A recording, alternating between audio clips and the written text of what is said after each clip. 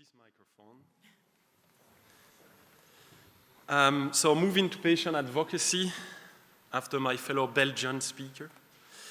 So really with this presentation, we really want to specifically address patient advocacy, and what I wanted to do is to give you an introduction, again, based on the PID experience.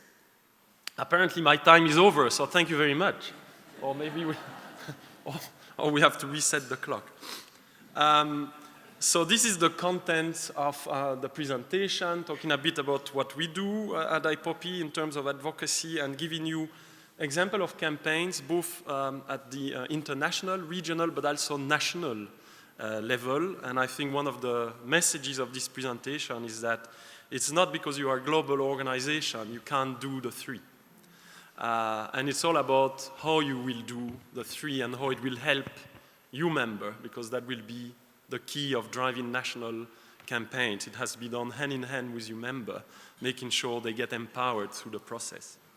And then I'll talk a little bit about skills building workshops we do on advocacy, which may be useful for you to know, and some other examples.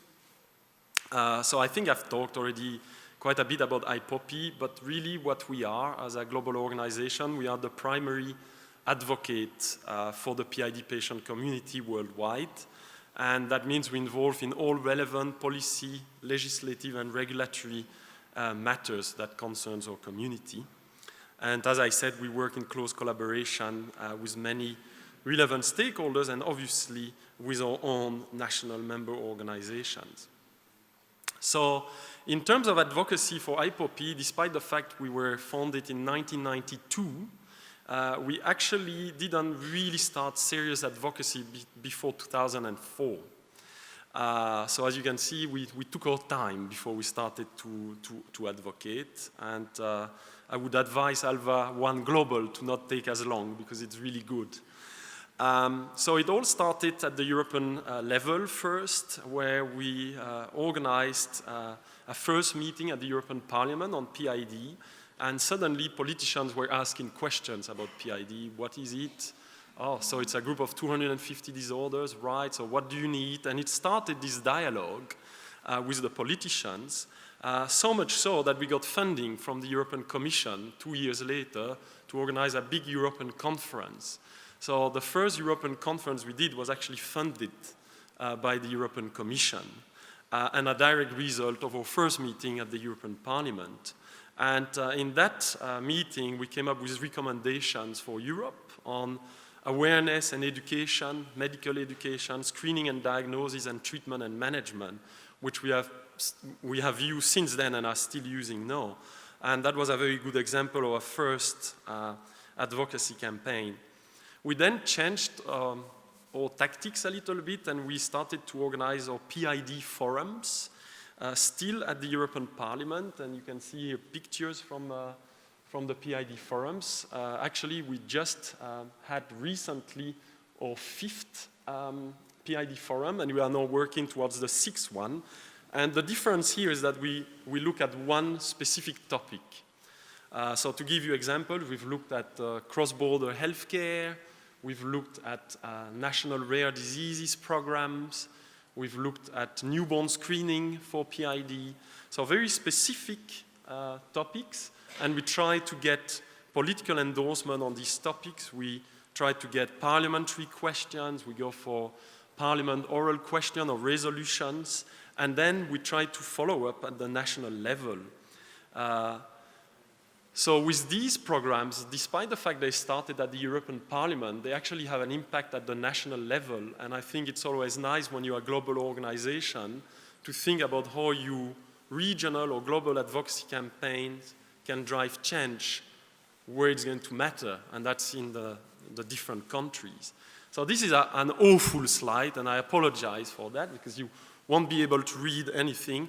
But just making the point, you see there's lots of little dots, and these were specific steps in this campaign that we've done for newborn screening for severe combined immunodeficiency. So in the States, you've got over 20 states now that screen all babies at birth for SCID. In Europe, we don't yet have any countries, and what we're trying to do is to make that change. So we're trying to implement skin newborn screening in Europe. And we've had to do all that to get political endorsement, from the first PID forum to getting the European Commission involved, to having a meeting with the commissioner, to getting cross-party political support at the parliament, to get the parliament to ask an official question to the commission, and so on and so on. And then to start going to the countries again. So with that, we went to the country and went in France. Now, in France, they've started a 200,000 newborns program. So they will test 200,000 babies. And based on that, they want to launch skin newborn screening in France. So I'm very hopeful that in 2 or 3 years, we'll be screening babies in France and in other countries in Europe. Now, just to tell you, we started this in 2011. And we're talking about implementation in 2 or 3 years from now. So what this says is that you have to have perseverance, especially when you're in Europe. I think in America, things happen a bit faster. But in Europe, we take our time, and the political decision-making process is lengthy, and you've got to go with that. You've got to play the game and make sure you keep pushing your message. So don't get discouraged if things don't happen immediately. Just persist with your messages. And so we went also to the UK, where we had a media campaign and where they are now reviewing skin newborn screening. And we've done that in additional countries. So this year we are organizing political programs in Italy, for example. Then I wanted to briefly mention, when it comes to driving your advocacy campaign, you can have either a reactive advocacy approach or a proactive advocacy approach. And certainly we've seen this a lot with PID. What this means is that, for example, with newborn screening, this was really something we wanted to drive ourselves. And we went and we believed in the issue and we knew we would get political support. But it's all about making sure that your priorities fit in the agenda of politicians when it comes to advocacy. If you come with a topic that actually has no impact in their everyday life and in their everyday work, there's little chance you'll be heard. So sometimes you have to be a little bit original in your approach and try to identify hooks on how you drive your advocacy campaign. For example, if you want to start an Alpha-1 registry, and registries are not being discussed at the European level, but you want to get political support for the issue, you might find that within another dossier it has a relevance. You might find that they are discussing national programs for rare diseases, and you go for that, but then you latch on your message about the registries. And that will enable you to still focus on your issue, but at the same time you'll be showing the politicians, the institutions, that you come with a constructive approach, that you actually want to be a partner and help them do their job. And that's how they will help you do yours. So it's a two-way approach. And ultimately, what it's going to be is that it's going to optimize your impact and it's going to maintain your visibility as a concrete contributing partner to the policymakers. So we've also used regional calls for action. And these have been very helpful advocacy tools at the regional level. So for example, just very recently, in January, we were in Bangkok. And we organized the first ever expert meeting in Southeast Asia on primary immunodeficiencies. We brought together doctors, patients. We had the Ministry of Health of Thailand endorsing the meeting. And we launched a big call to action, which will support the different countries in their advocacy campaigns. And calls for actions can be a very powerful tool. And we've done exactly the same in Latin America. It was 4 years ago that we launched the call for action. Since then, we have seen many more patient organizations being created. We've seen many more interactions with the authorities. In Brazil, they engage in a political advocacy campaign, and regional calls to action can either support the campaign or initiate new ones at the national level. So they can make people see the value of having an advocacy campaign, and I think this is, for us, has been something that we have exploited at the regional level quite successfully. I talked a little bit before about the World Primary Immunodeficiency Week, and the reason I mention it here as well is that this is the perfect example of a global campaign, so it's not even regional. We have a global steering committee for this campaign, which is made up of all the organizations that you see here. So it's the patients, it's the nurses, it's the doctors, it's the industry from all the key regions, from Africa, from everywhere. And we all work together and we drive the campaign at the global level. We've got a website, but then we make sure that we have an implementation process that makes it happen at the national level. And this is something that we, as IPOPI, have been really putting a lot of efforts towards in the last 4 years. And so, well, this slide says we've supported 49 countries since 2011. With this year, it's 18 more. So whatever that is, 67. 67 countries since 2011 that we've been able to support, and they're driving their own advocacy and awareness-raising campaign, and it's been a great, great opportunity for the PID community to do more advocacy. Then I'm coming now to the part where I'm talking a little bit about those skills building programs, because something that we all know is that not every national patient organization has a staff. In fact, many don't have a staff. Most of you are volunteers, you're driving your campaign, and not everyone has the background to start going to talk to politicians and to try to make an impact and to influence legislation. So recognizing this was an issue in our community as well, we've started to do skills building workshops. And we do this skills building workshop either at the national level or at the regional level. So we've got both examples. This is an example of one we did in Brazil. We had the workshop in 2013 where we brought together doctors and patients. You can see it's not a huge group, so we were probably about 20 people, the key people in the country together.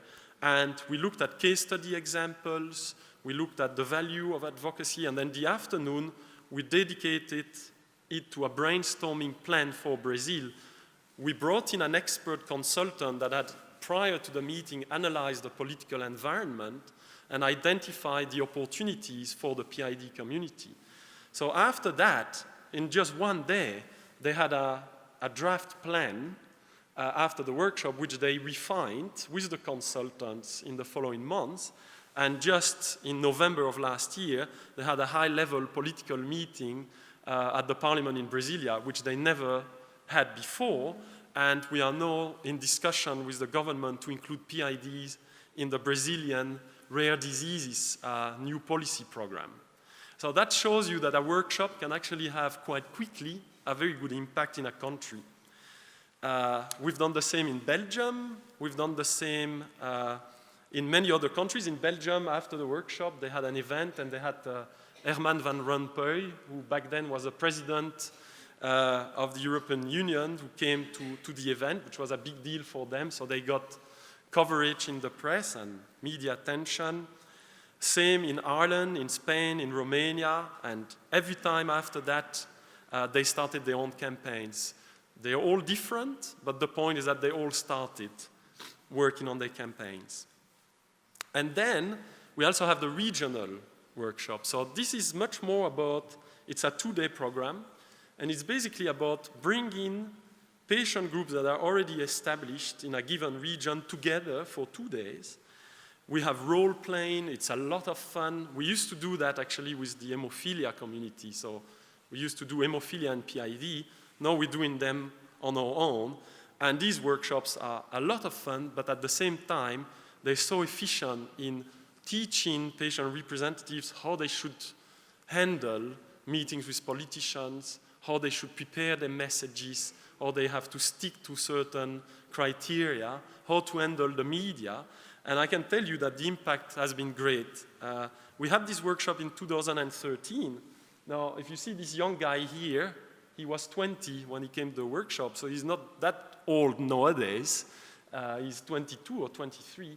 And he went back to his country and he got the Polish government to reimburse subcutaneous immunoglobulin therapies, which is, not a small achievement, it's huge.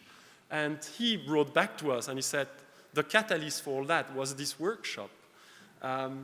In Russia, I don't know, the Russian representative, that's one of them here, they went back, and Russia is very complicated in terms of access to treatment.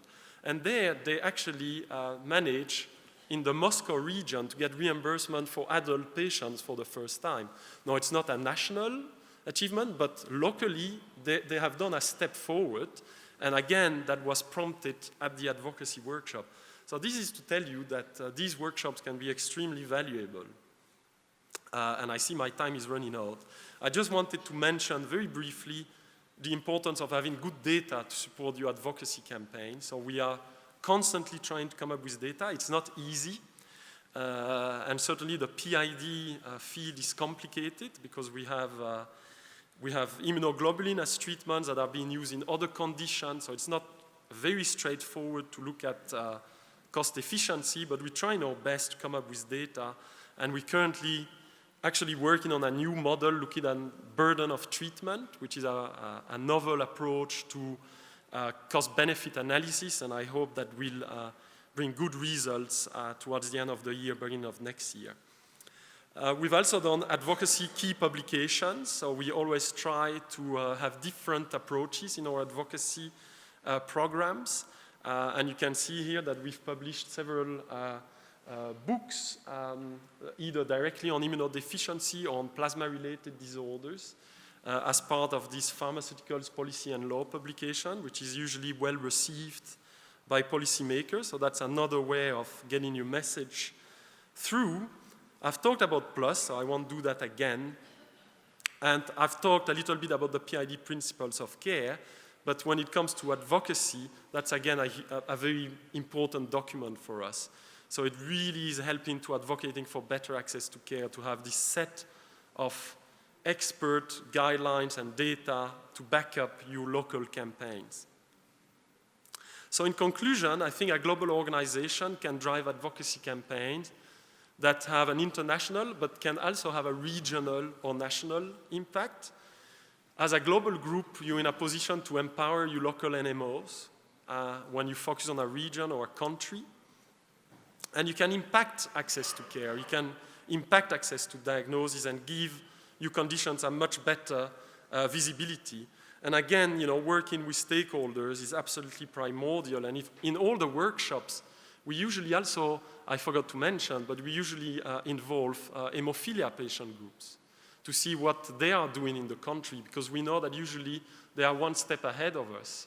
And if they already have done something getting specific recognition, we want to hear about how they did that, how they manage, and who are their contacts, so we can then do the same. There's no point of reinventing the wheel if it's been done and you can use it, and that will fasten your campaign.